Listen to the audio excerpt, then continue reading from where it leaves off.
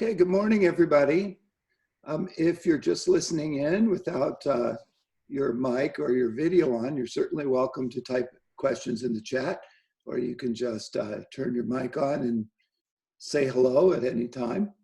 We're going to be talking about section 11.1 sequences. So we're just getting started with chapter 11. We also want to wrap up chapter 7 on antiderivatives, integration, and integration techniques and strategies. And we're going to take that test on Wednesday. So it looks like we're doing pretty good on this list. It's longer than it has been in the last few days, which is awesome. I will need you to sign in to the Zoom meeting on Wednesday with your video so I can see you. Or if you don't want your video on the whole time, you can have it on from time to time. That would be perfectly okay, but I need to see your face. And then you'll take the test. You can either write on it electronically, or you can download it, and print it out and then take pictures of it and send it back that way. Either way, you can use a pencil or electronically. It's going to be 2 hours, but the test itself should only take an hour. It was planned for a regular classroom exam that we would have taken in class. So it should give you plenty of time to manage any technical issues that come up and give you a little time to, get your PDF ready and then submit it through Canvas. That is going to be our dry run for the way we're going to take the last couple tests. So I definitely need to proctor the final. So I'd like to see your video on the final. We'll see we're going to have like a quiz and a chapter test in chapter 11, and we'll just see how that goes. Maybe one of those be take home, I don't know. As Curtis mentioned last time, this particular, and you might have noticed on the announcements, this particular test is got 2 parts. So one part you're going to do with me on the video, and then the other part you can take with you. And I think maybe I told Curtis it was due at midnight, but I think I actually made it due like Friday at midnight. So you've got plenty of time to get that part taken care of and then submit it back to me. So that is the plan for the test. Questions about that? Just a quick one. Sure. Roughly how many problems will part A be? I think it's 6 to 8. It's like maybe 8 integrals, something like that. So it'll look a lot like the quiz that we took. Yeah, it'll look a lot like the quiz. And I think that it should be pretty straightforward. Unfortunately, the integrals sort of fall into the category of, I see them or I don't, but I think that most of these should be straightforward examples of the techniques that we saw in chapter 7. Now, the ones that I gave you for the take home, they could be a little bit more disguised or take a little bit more maybe cleverness or trial and error to be able to solve, but then you've got more time to get those taken care of. So this is Wednesday. Here's today, sequences. We're going to finish those up. Here's Wednesday, the test. And then we're going to be into chapter 11 full speed, and we're going to do, we'll start section 11.2 on Friday, and then I'll put up the rest of the calendar, but we're going to go all the way through chapter 11, and that, of course, will be the last chapter that we do. And then we'll take the final, and we'll be done. Other questions about what's coming up on the calendar or the test or how to take care of it? I got one more. Sure. When the first part A, opens up on Wednesday, will it open at 8:30? Yep. So that we can print it off or download it? Yep, it'll open up at 8:30, and then you should be ready to go. And like I said, I think it's, I think I put maybe even probably 2 hours is what I think I put. I think I closed it at 10:30. But I will be here in the meeting with you. So if there's some technical problems or somebody's, got a crisis, well, we can work out technical problems, right? But I would like for you to do your best to get it done, in that time window, because that's kind of the format I'd like to do for the final exam. And I want to make sure that we've practiced it a couple of times. Okay, well, let's talk a little bit about sequences, and then maybe at the end, I can take some questions from chapter 7 if you still have some that are bothering you. Oh, I might also mention that, of course, the homework is best to be done before you take the test, but I put on the due dates for the homework the end of the semester. So everything is due like on May 1st. But you know, do the best you can, right? So if things come up and you have to postpone it or make, you know, other schedules, then do that. But I would say, you know, chip away at it as we cover it here in class. You should be chipping away at it. And it's certainly better to get it done before the test, right? That would be the best plan. Okay, sequences. So I was thinking that this one, you know, if you've been kind of playing along, then this one is a little bit harder because it's written in recursive form. And so you can't just stick it into Desmos and see where this thing is going, right? So how should we go about sort of figuring this out? And maybe the first question is, what does the limit of a sequence even mean? And maybe if you haven't been playing along and this is your first time looking at it for a couple of weeks, you know, what is a sequence? And how do I turn this, you know, somewhat interesting looking recursive formula into a sequence? Okay, and so that's kind of the first step maybe. It would be just write out the first 5 or 6 terms of the sequence and see if you've got any idea what's happening, right? So this part's really nice. A sub 1 is 2, right? So I think you know what the first term is. It's gonna be 2, right? Now, sometimes we put the sequence inside a bracket, and if we're being a little bit lazy, we don't, right? Or if it's clear from the context, sometimes we don't. All right, so what do you do for a sub 2?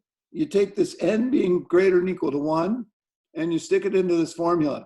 So when n is 1, you got 1 plus 1, a sub 2. And then you stick this 1 in here, and it says, take a sub 1 and add 6, and then divide by 2.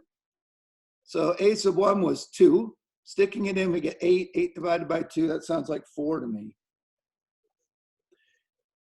Okay, and if that's all you get for the pattern, 2, 4, I'm not feeling so good about the limit of this sequence because that sequence is getting bigger. And if it gets bigger and bigger and bigger and bigger, then it might run off to infinity, in which case we'd say it converged. So maybe we should do a few more and see what's happening. So now n is 3. Remember that for sequences, n is going to be an element of the natural numbers, or maybe you want to say the positive, right? The positive integers. And so we have a natural, the set of natural numbers is going to be the domain for our function. And of course, the values of the sequence will be the range.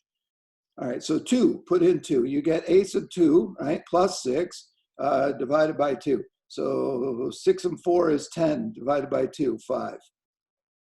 Still not looking so good. Better because it's slowing down, but still not so good for converging. 5 and 6 is 11 divided by 2. What's that, 6.5? Okay, and then 12.5 divided by 2, 6.25. And then 12.25 divided by 2, 6 1/8. And then it keeps going and going and going. The dot, dot, dot says it keeps going. And so if I hadn't given you the description and just gave you this, then you might want to write a formula for it because of course the dot, dot, dot isn't real clear. What you got, Katie? Question? Give me your mic. My bad. Okay. Isn't the fourth term, isn't that 5.5? Oh, it probably is. Did I do it wrong? 11 divided by 2, 5.5. So again, it wouldn't hurt to use a calculator perhaps, right, to get these terms instead of doing arithmetic in your head first thing on Monday morning. So this one's probably wrong now. Why? Because it depended on the last one, right? That's how recursive works. So 5.5, 11.5 divided by 2 sounds like maybe 5 1/4. And then 11 and a quarter divided by 2. Uh-oh, I'm going to need a calculator now. So let me grab a calculator and see if we can get these terms right. 5 1/4. Wouldn't it be 5 3/4? I think it probably would be. Mhm. All right, so where are we? We're at, are we right to the 5? Yes. Okay, 11, so that's 11 and a half, 11 divided by 2, 11 halves, 5 1/2, yeah? That sounds right. Okay, so 5.5 plus, I'm gonna put it like this. I'm gonna say 5.5 plus 6, right? Divide by 2. How about 5 3/4? I'm feeling better about that now. Now check this out. Oops. Come on, focus. There we go. I could just do this since I'm on my graphing calculator. I could just say, give me the answer to the old one, right? Add 6 and then divide by 2. And then I'd have 5.875. This could be the reason that I can't do arithmetic, because I don't need to, right? Since I'm not very good at it, I could just put it in my calculator and then I could just push return.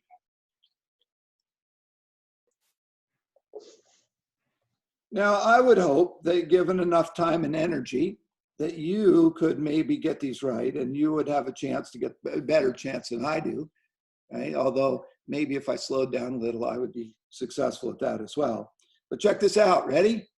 There's the next one, there's the next one, there's the next one, there's the next one, there's the next one. So at this point, you might be able to take a guess. Where do you think the limit's going? 6. I think it's going to 6 too.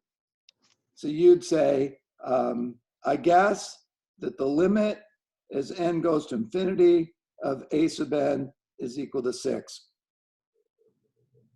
Okay, and then I would say, all right, nice guess. You got it right. But what evidence do you have to suggest that it's actually going there? And one of the things that you could provide for your evidence would be what we just did. Right? Put the first 20 terms on there. They look like they're getting closer to 6. Notice that this is kind of weird though. It started at 2 and then 4 and then 5 and then 5 1/2, then 5 3/4, right? It's going up. But even though it's going up, you know, it's not going up and up and up forever. It's going up and leveling off, or at least it appears to be. So just because a sequence is increasing doesn't mean that it necessarily runs off to infinity. It could level off. Okay, so how do we know that it really is 6? I mean, so far all we did is compute about 8 terms and it looks like it's going to 6. So how will we know for sure? Of course, we could, you know, maybe also make a picture of this. That would be some evidence. And the picture is nice, especially when we get an explicit formula, because then you can check a whole bunch of terms really quickly, right? But that doesn't give us a whole lot more justification than what we have right here. We checked a bunch of terms, okay? But this is infinitely many terms. And so we got to do something a little bit stronger. And so what we do is we take a look at this definition and we say, what does it even mean, right? A sequence. And if you wrote this down before, that's awesome. It's probably worth writing down a couple of times. Has a limit. We'll call it maybe L, since that's what we called it before. And we write the limit as n goes to infinity of a sub n equals L, right? We could also write a sub n goes to L as n goes to infinity. This is kind of nice if you don't have subscripting, right? And so you'll see it that way in the book sometimes. If, and here's the big F, right? For every, which you could write like this. Whoops. Which you could write like this. You remember that symbol? For every. epsilon greater than 0, there exists. And again, if you're in a big hurry, there exists. It's like a backwards E. An N, and it's in the positive integers. You could also say that it's in the natural numbers, same set. Okay, such, am I on the page? Yeah, okay. Such that. And I remember that sometimes we use a symbol for such that. Do you remember that we sometimes use this? So if you're in a big hurry, you can use the colon. Some people also write for such that, right? Sometimes you'll see such that written, such that, right? Like that, because they're in a big hurry. Such that the difference between our nth term, right, and the limit is less than epsilon, provided that n is bigger than our big N, not that N, this N, right? And then we say it converges. And we can say that up here. And say A sub N converges.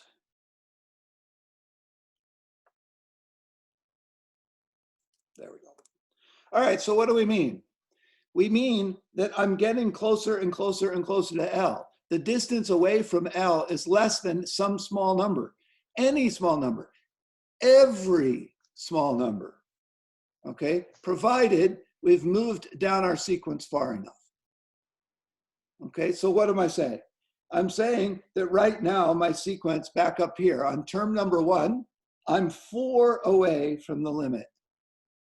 Okay, now in term number 2, I'm 2 away from the limit. So if you say, find an N such that I'm within 5 units of my limit, I don't want to be that close. I just want to be sort of close. I want to be within 5. And you say, well, every term of the sequence is within 5 of the limit. If I say, okay, by the 3rd term, I'm at 1. So if I want to be smaller than 1 unit away, I would have to go to the 4th term. So my N, right? My big N would be the 4th term. This big M would be the 4th term. And then every little n past that would be closer than 1 unit away. Is this making sense?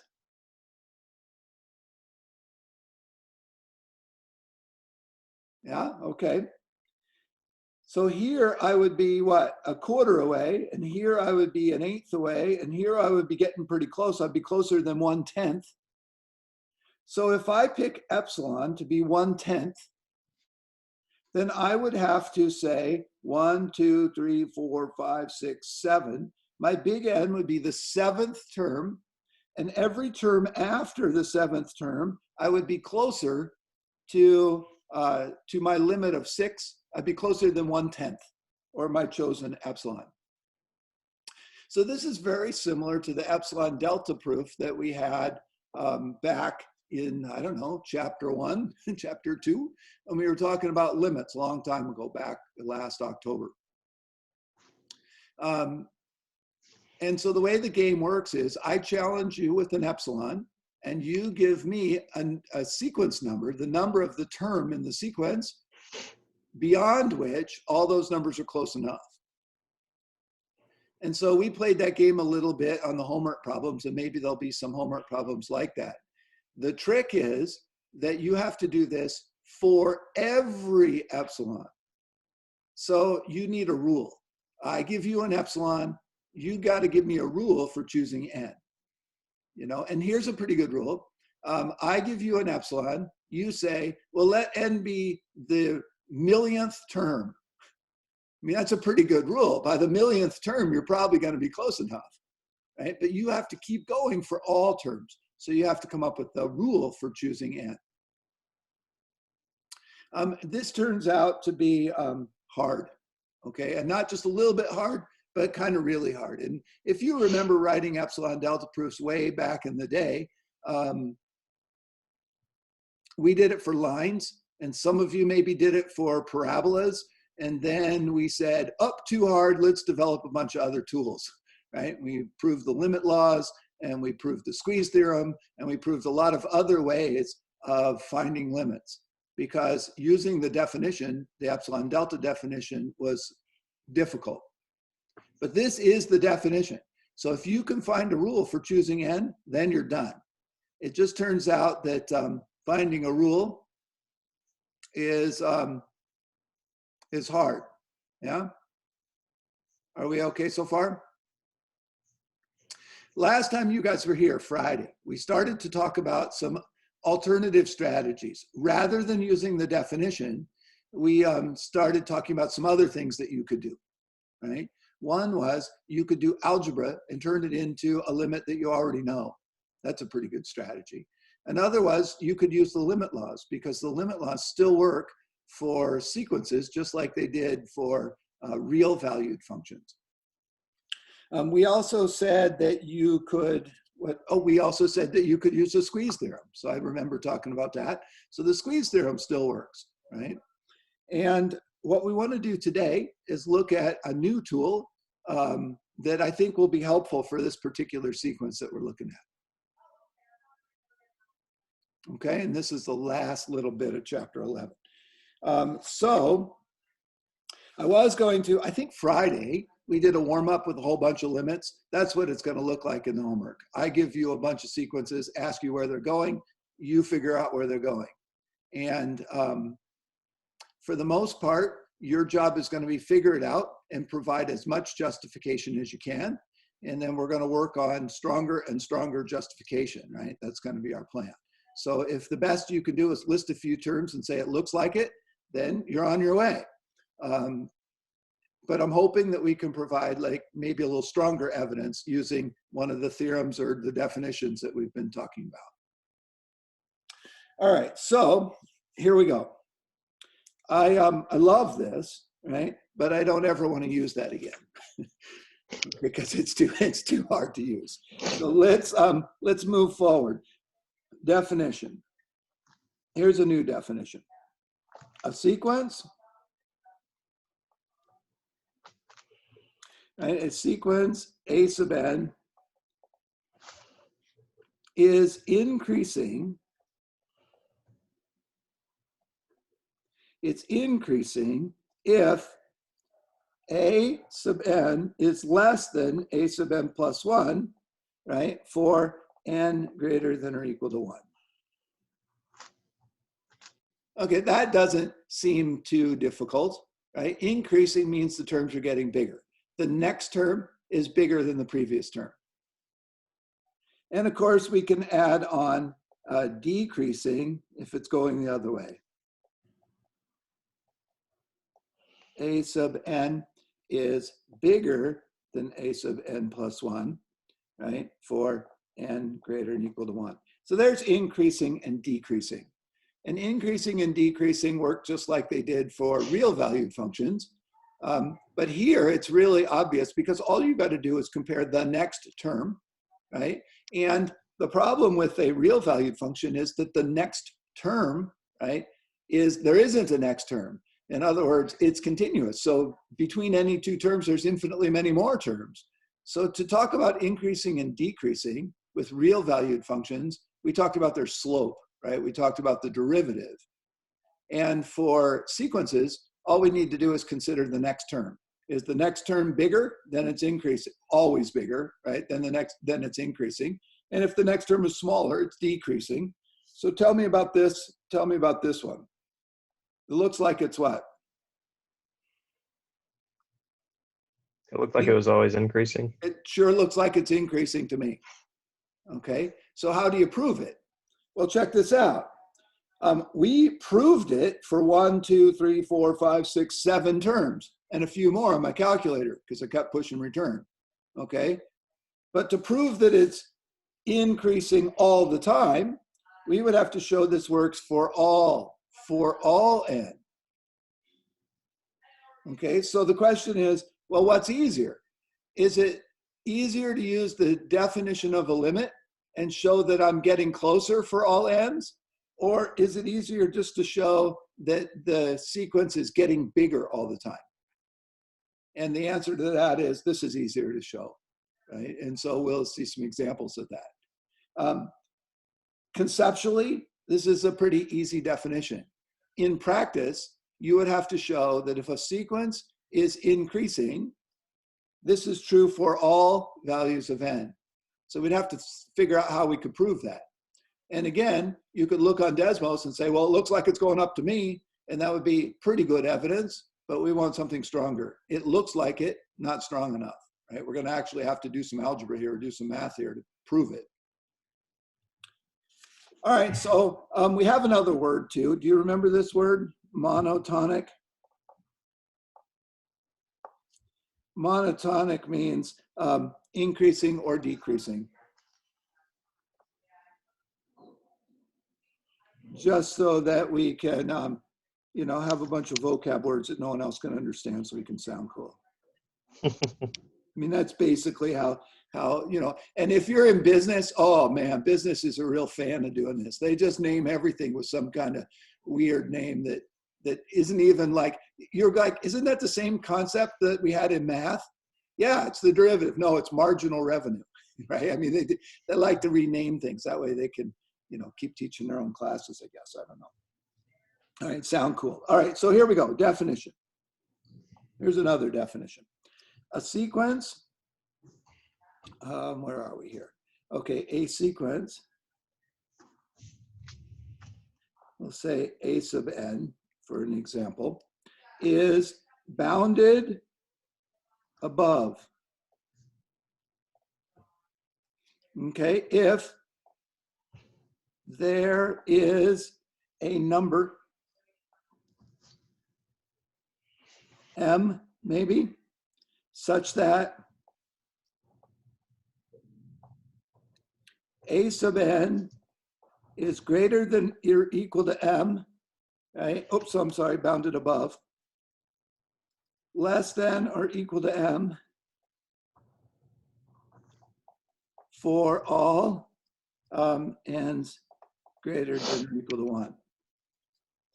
Okay, so bounded above is also really not a big concept. It says that there's some number that's bigger than every term of this sequence. So looking at our sequence, does it look like it's bounded above? And you'd say, yes, I hope, right?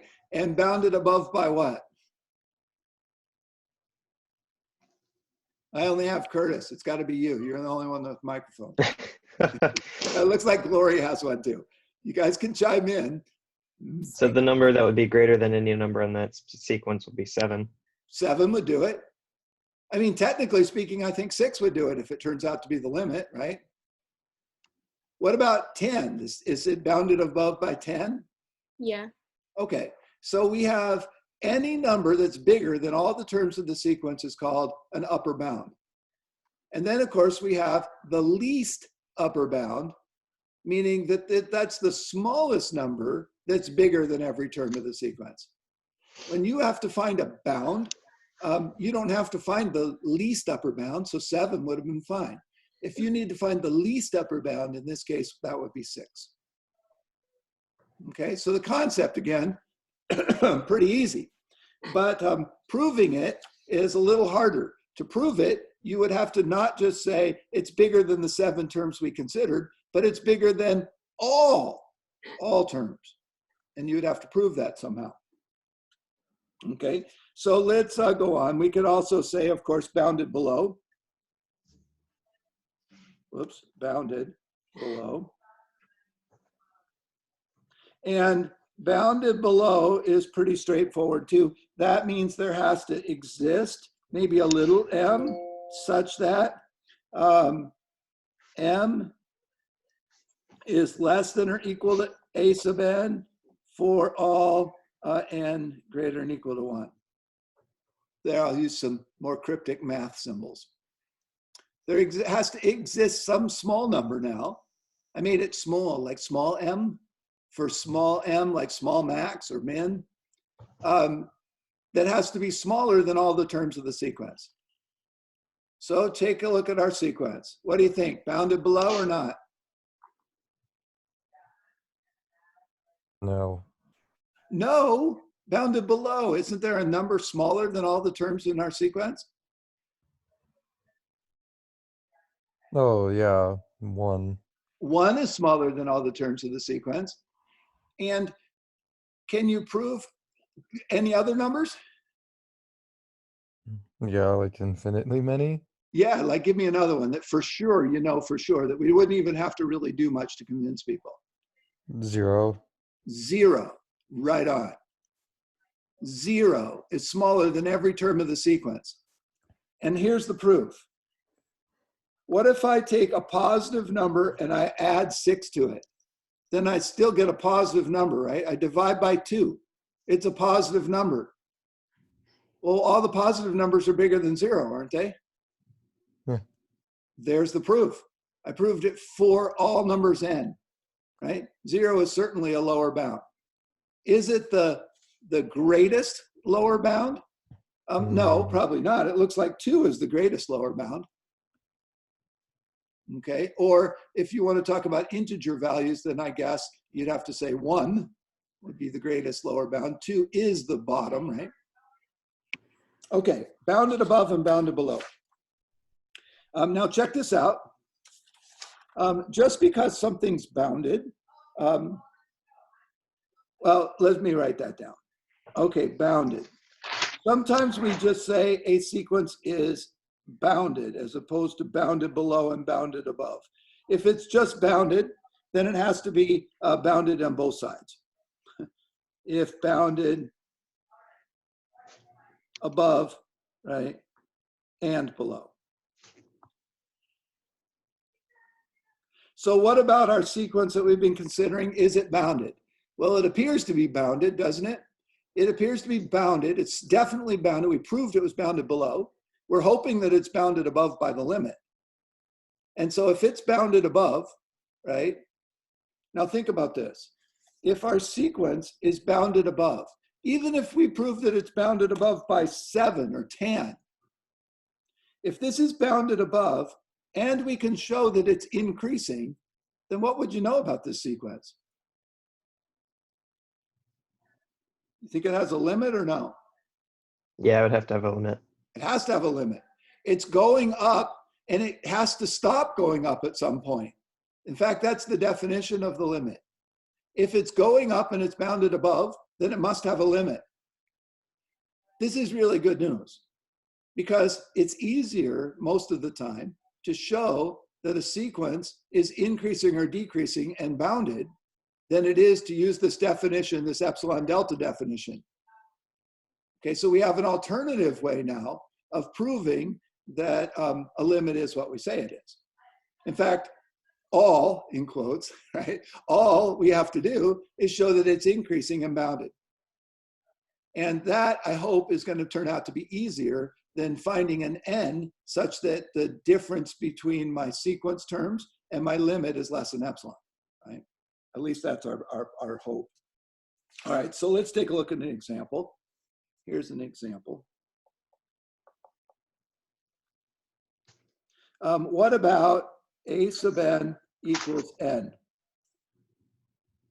All right, what can we say about that? Well, I don't know. Let's see. Is it increasing or decreasing? And you'd say, I don't know, maybe I should list a few terms, right? How about 1 is 1, 2 is 2, 3 is 3, 4 is 4. Looks to me like it's what? Increasing. Increasing. Okay, it's increasing. What would you have to show? I'm guessing increasing.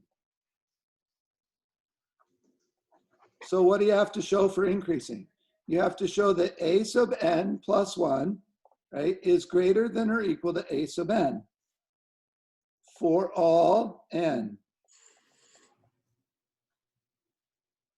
I think we could show this. So what is the formula for a sub n? A sub n is equal to n, yes? And what's the formula for a sub n plus 1?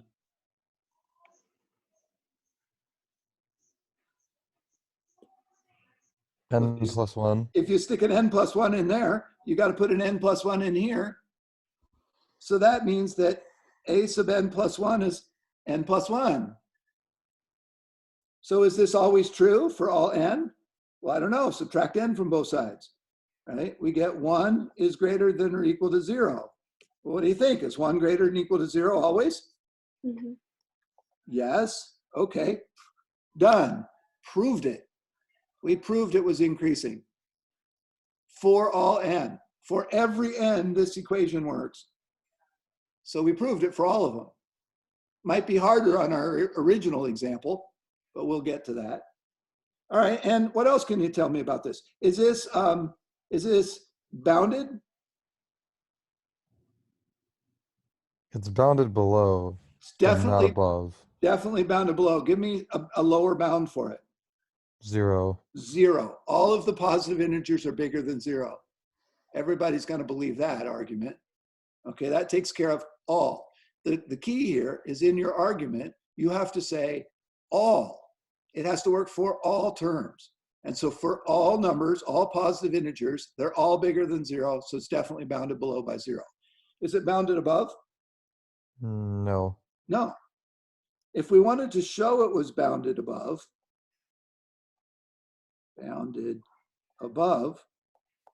right, we would say, we would have to show that there's some number that's bigger, right, than all the terms of this sequence. So we would have to find a number, right, that's bigger than all the terms of the sequence. And then I'm thinking that there isn't going to be one, right? How come? Because the sequence just keeps getting bigger and bigger and bigger and bigger, doesn't it? Yeah. So you'd have to say a sub n, right, is going to be, if it's bounded above, less than or equal to m, right? You would have to find a number m that's bigger than all the terms of the sequence. Here's what I'm thinking. I'm thinking this isn't going to work because as soon as you fix this number, right, fix this number somewhere out there. Let's call it the mth term. Because if I stick an m, if I want an m right there, a big M right there, wouldn't I just stick a big M right there? Yeah. Right. So then what about the next term? So then a sub n plus 1 is what? That would be equal to, maybe I should say m plus 1. The next term would be equal to m plus 1, wouldn't it? Yeah. And I'm pretty sure that m plus 1 is not smaller than or equal to m. Pretty much for the same argument we had before. So it's not bounded above, right? So we say no. So it's bounded below, but not bounded above. So let's see. It's increasing, but it's not bounded. What do you think we know about the limit? It goes to positive infinity. It goes off to infinity.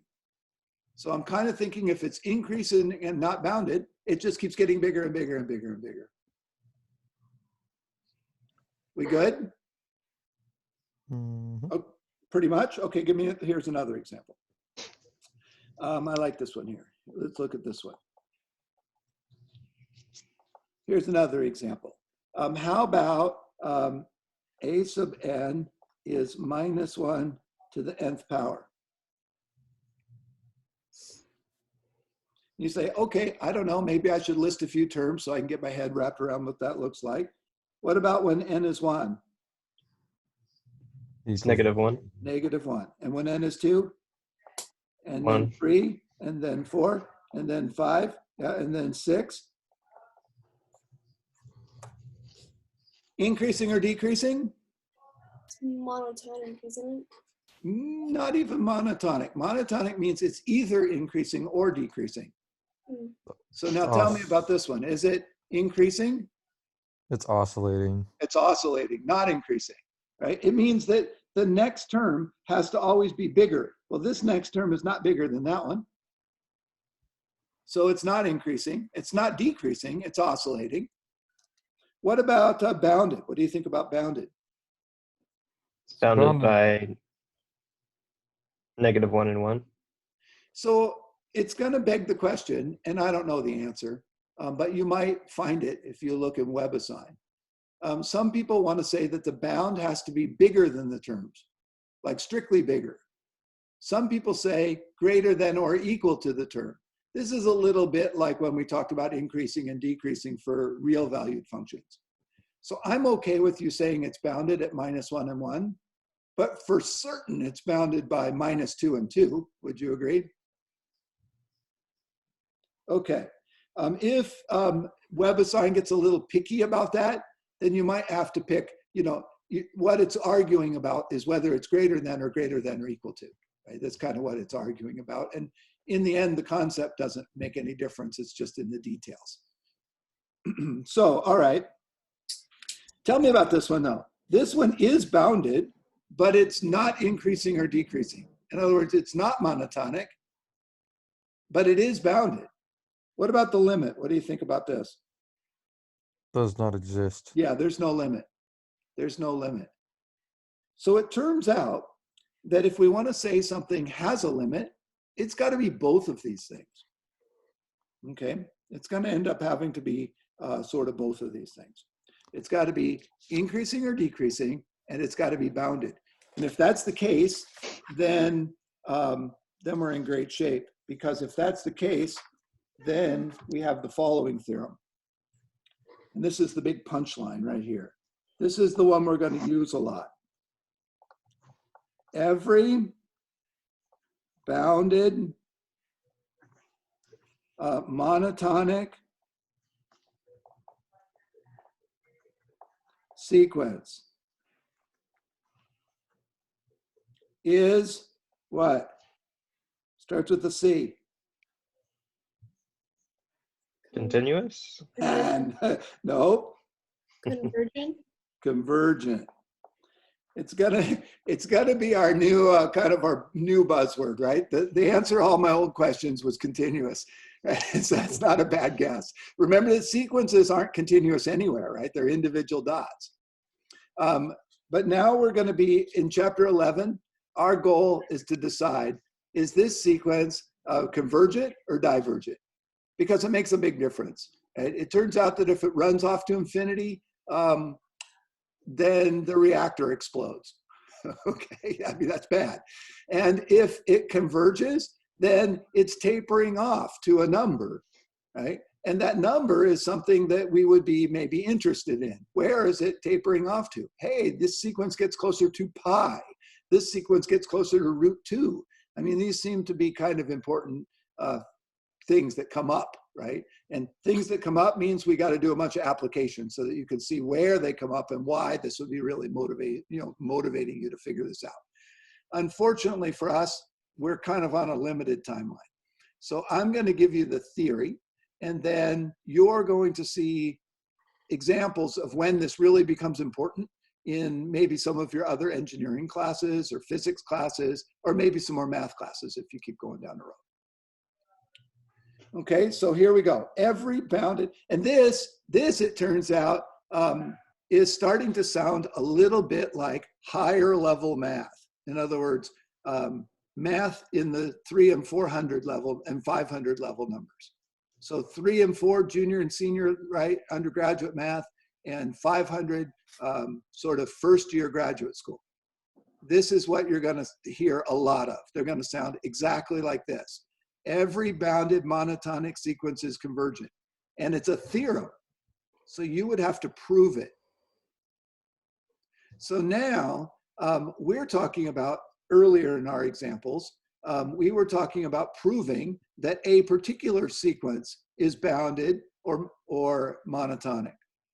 Now we're talking about proving that every sequence that has these properties converges. Right? Conceptually, not a big deal. It's going up, and there's a limit, there's a bound to how far up it can go. Well, of course it has to converge. Right? But then to prove that, okay, how do we do that? We're going to need to dig around in there a little bit more and get some tools for proving things. Okay, so we're going to take this particular theorem on faith, although there's a nice proof in the book if you want to explore that a little bit more. And then we're going to save that for another class a little bit further down the road. I don't feel too bad about that because this seems kind of obvious. Sometimes it turns out that proving, some of the obvious stuff is a little bit challenging. But this is something you'll see if you keep going down the road.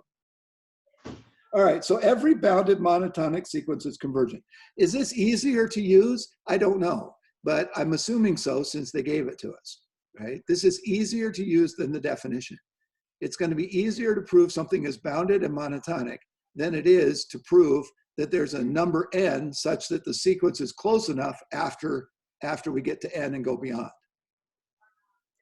So let's see if we can do this for our sequence that we were challenged with here this morning.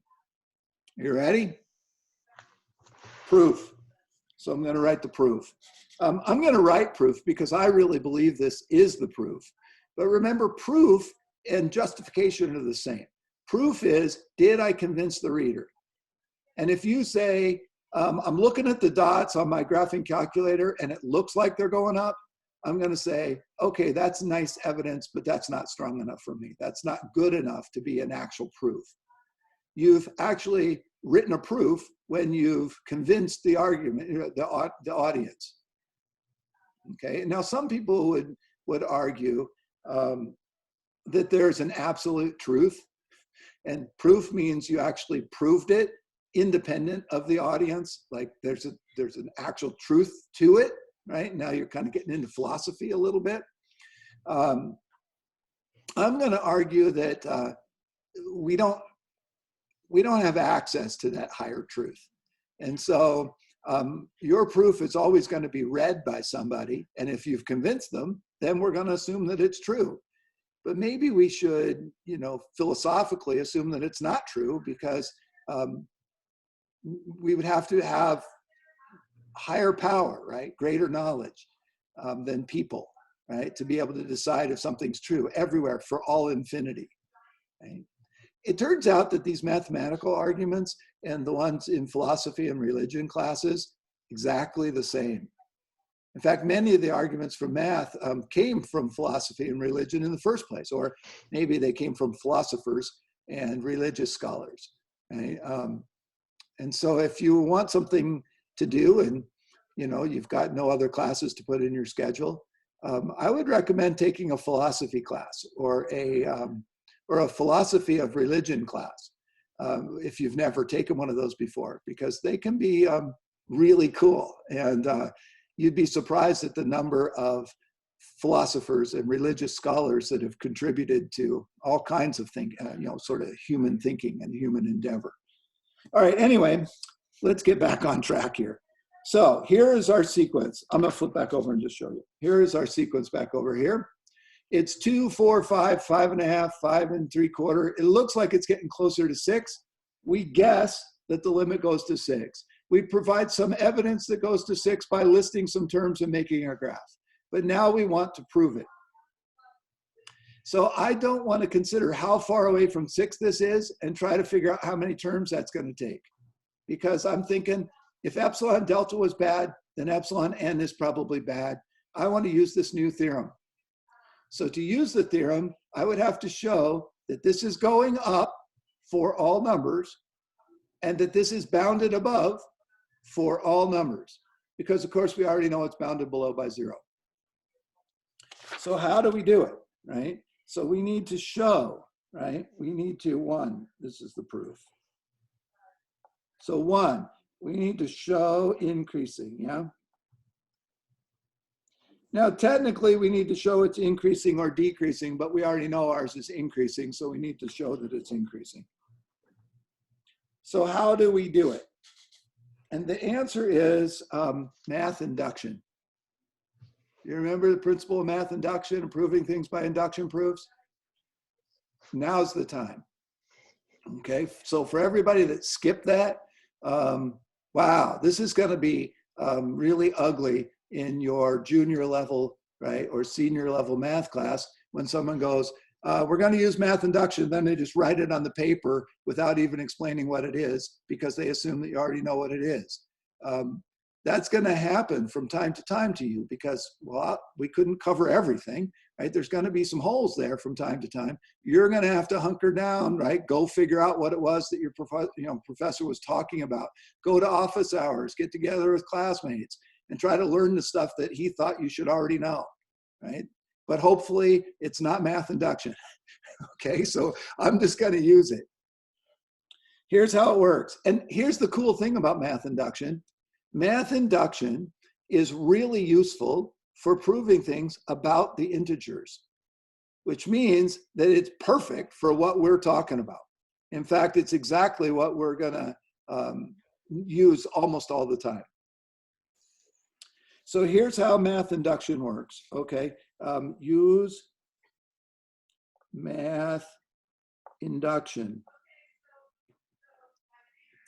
So if I'm remembering how math induction works, you have to show it's true for the first one, you assume it's true for the kth one, and then you prove it's true for the one after that. So part one, step one, if you will, show true for n equals 1. Okay, so for n equals 1, then what? A sub 2 would be equal to, here's our formula, right? 1/2 a sub 1 plus 6. So what is a sub 1? A sub 1 was, what was it? 2? 2 plus 6, that's 8, that's 4. Okay, is it true? Well, I don't know. Is it true? Well, 4 is what? Bigger than 2, so bingo, got it. Showing it's true for 1 is usually the easy step, yeah? 2, assume true for n equals k and show true for n equals k plus 1.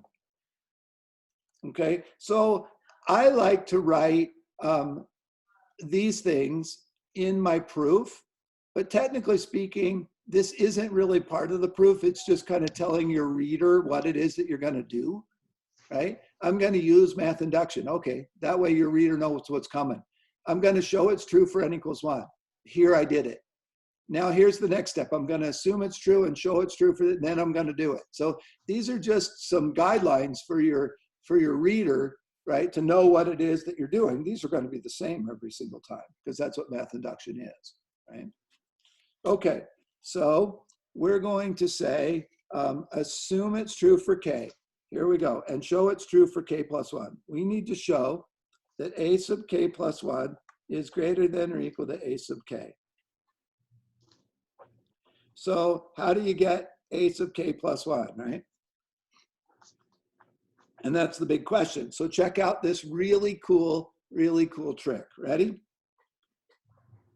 I'm going to add 6 to both sides. Is that legal? Mm-hmm. Sure. If a sub k is bigger than a sub k, a sub k plus 1 is greater than or equal to a sub k, then if I add 6 to both sides of the inequality doesn't change. So now this is a little weird because, of course, why would I add 6 to both sides? That might not be obvious at first. And the answer is because I already played around doing a bunch of stuff and now I'm writing the actual kind of formal proof, yeah? All right, so what's next? I'm going to take half of both sides.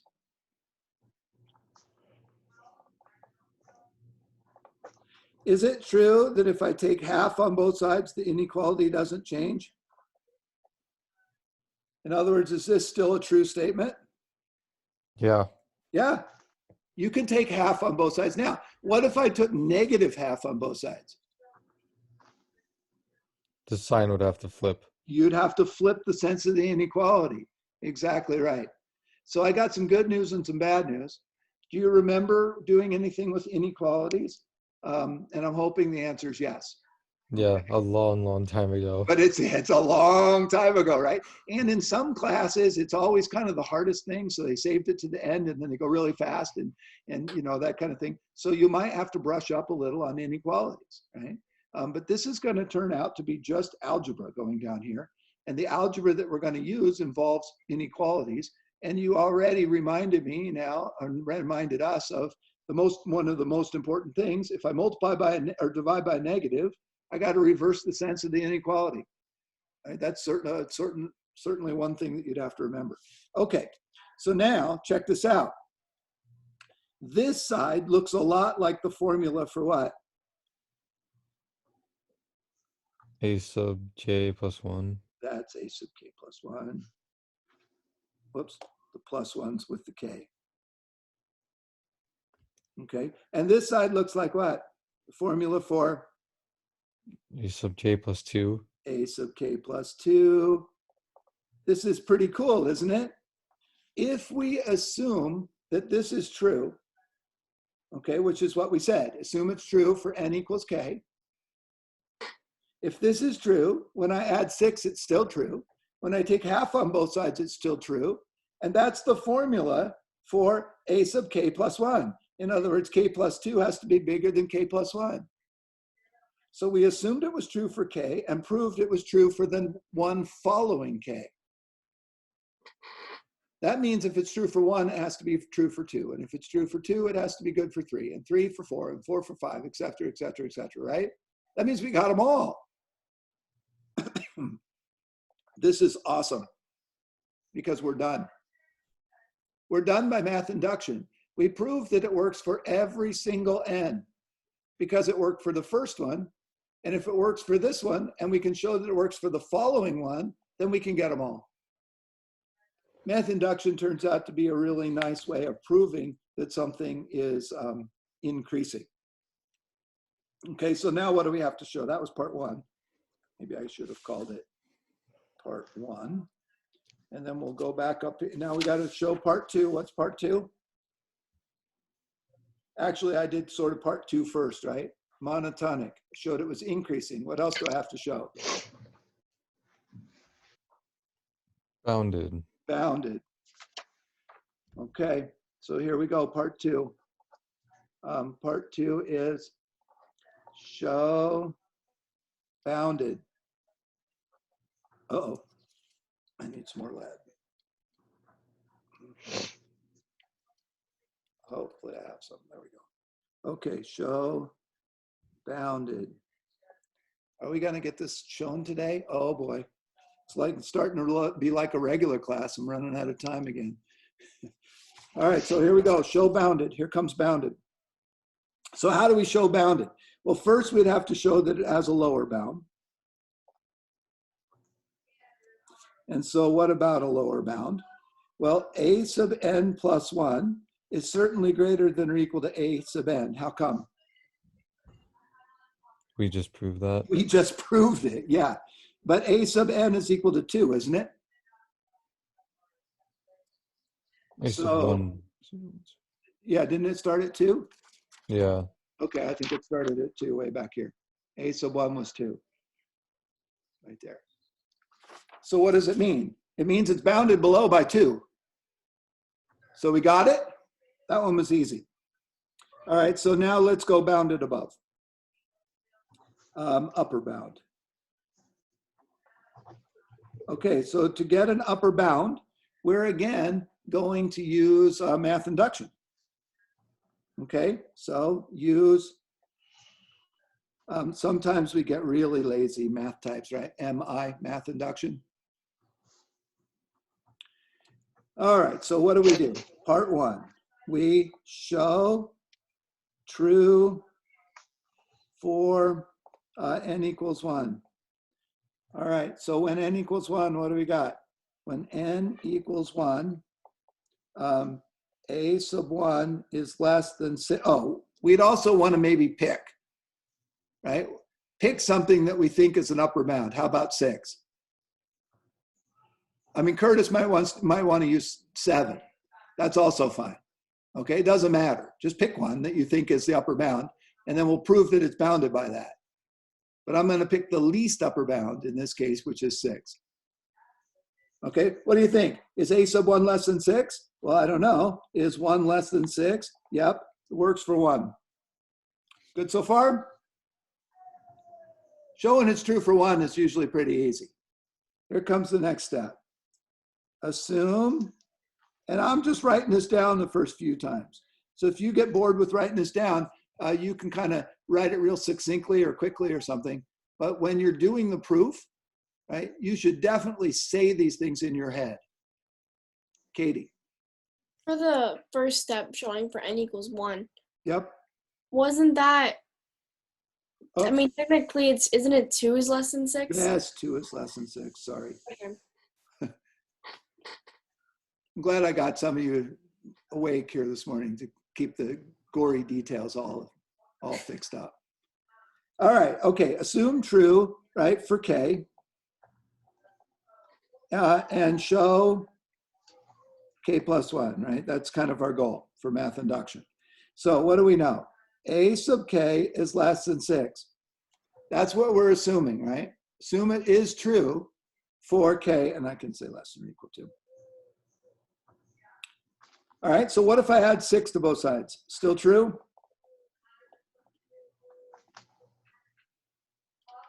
That seems true. Doesn't inequalities hold when you add the same thing to both sides? I'm going to take half on both sides.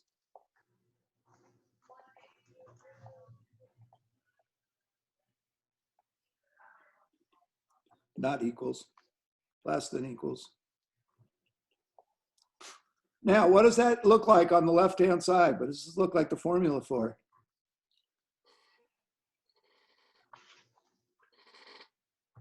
A sub K plus 1. That's A sub K plus 1. You guys are going to need Shane to be online when you guys are working on your homework, I guess. Right? So A sub K plus 1 has to be less than or equal to 6. We assumed this was true. We did some algebra, right? And we found out that A sub K plus 1 has to be less than 6. If it's true for K, it's true for K plus 1. Beautiful. That means that it has to be bounded. In fact, it has to be bounded by 6. Are we good? I am thinking we're really good now, because our sequence is increasing, right? And bounded above. Well, bounded above and below. It's bounded and it's monotonic. So what do we know about it?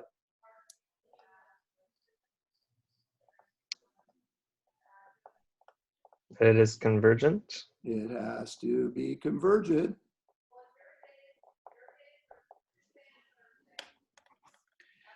Now I got some good news and some bad news. You ready? Here comes the good news and bad news.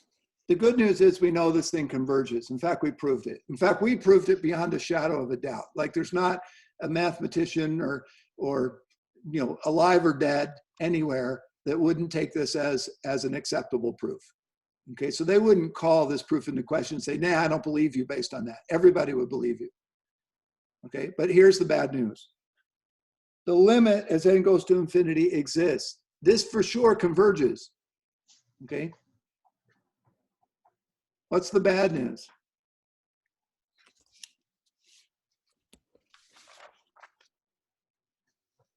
We still don't know what it converges to. So we're still not done. We know that it converges now, but we don't know what the limit is. But we're pretty sure the limit's what? 6. 6. But what if it's 5.999? Right? All the things that we've said so far would still be true, right? Except that it might just go up and up and up and level off at 5.999999999 and not make it to 6. Okay, so we still have to prove that the limit is 6. All we did so far is prove that it actually converges. Now we have to prove, well, that it actually goes to 6. Okay, you ready? Whew. This is kind of exhausting. This is a lot of work. All right, so here we go. Consider the limit as n goes to infinity of a sub n plus 1.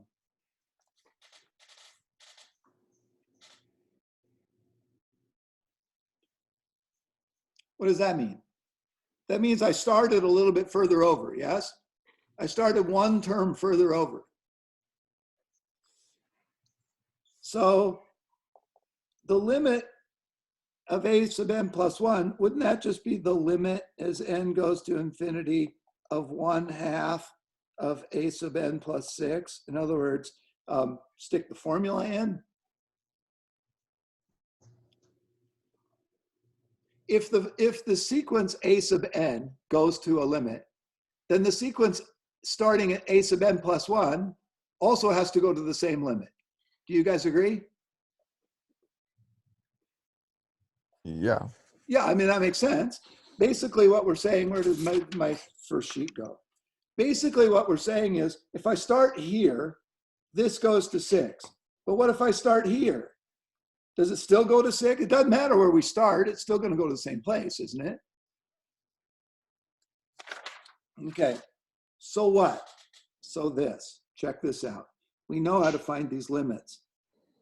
The limit of a constant times a function is the constant times the limit of the function. Do we agree? Mm-hmm. Okay. And this is the limit of a sum. Well, the limit of the sum is the sum of the limits.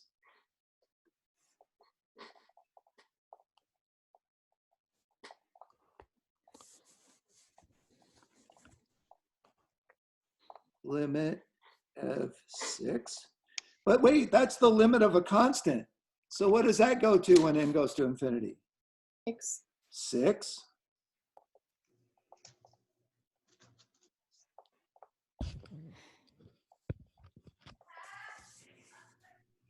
Okay, so what does this mean? Well, that limit is what?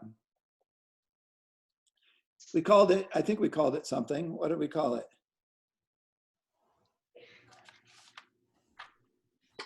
Wait a minute, I have a mistake somewhere? Yes. Maybe I should write it like this, yeah? Okay, so isn't this limit, we called this limit L, didn't we? We said it exists. I'll write it back up here, I didn't write it. Call it L, yeah? It exists, so I'm gonna call it L. All right, so here I get 1/2 of L plus 6. Yeah? You're going, well, where are you going with this? Well, here's where I'm going with this. I'm going to go right here in this little bit of space right here. I'm going to say that when a sub n goes to L, a sub n plus 1 also has to go to L. We just talked about that. That means that a sub n plus 1, this limit, would have to be the same as the limit starting at n. So this side would be L. And the other side we just showed was 1/2 of L plus 6, yes? So that looks to me like I would have 2L is L plus 6. Subtracting L from both sides, L would be 6. Looks to me like the limit is 6. It's kind of like our wraparound problems, isn't it? You put the limit on both sides and you pull it back to the one side. It's kind of a neat trick. Woo, that is it. I mean, what did we show? We wanted to show the limit was 6. Right? So what did we show? First, we showed that it was bounded. Right? It can't go all the way down and can't go all the way up. It's in between some numbers. Then we said this sequence is increasing the whole time. It's increasing and it's got to level off at some bound.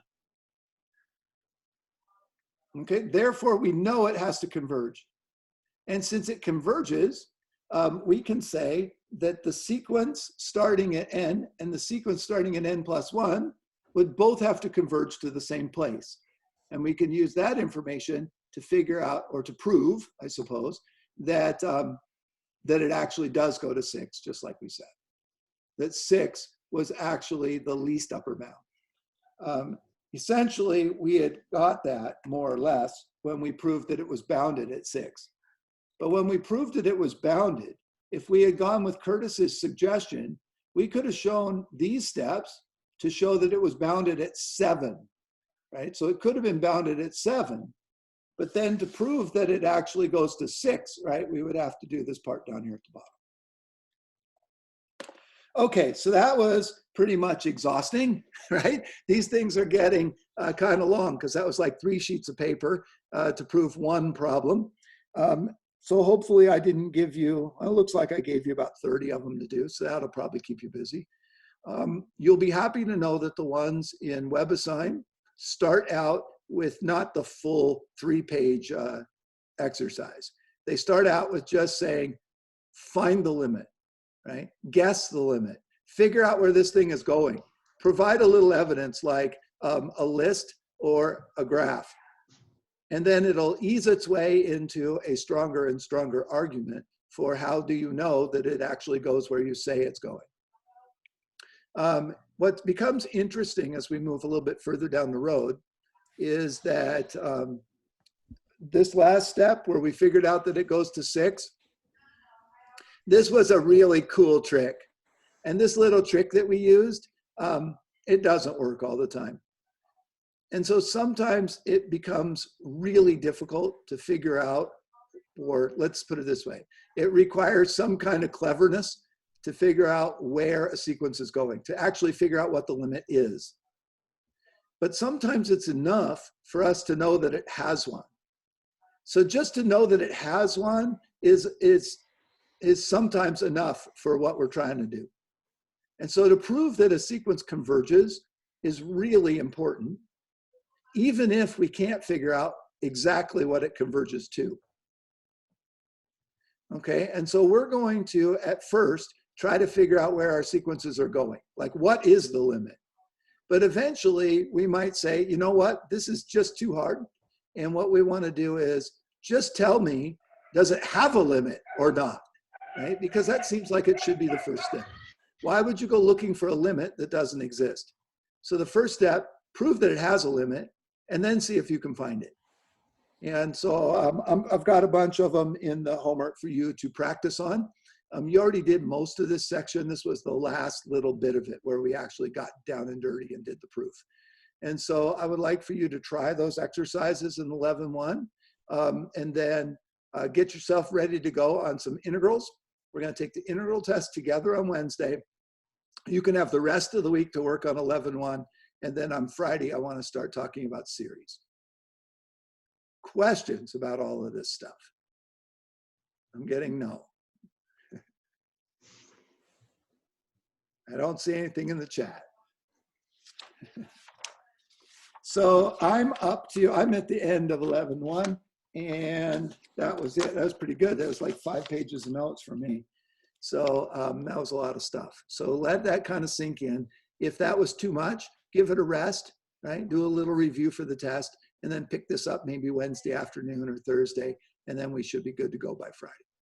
If you guys have any problems at all studying for the exam, getting ready to go, finishing up the homework, you can always come back at office hours. I will be here. I'm gonna go get some coffee. I'll be back at 10 and just hanging out.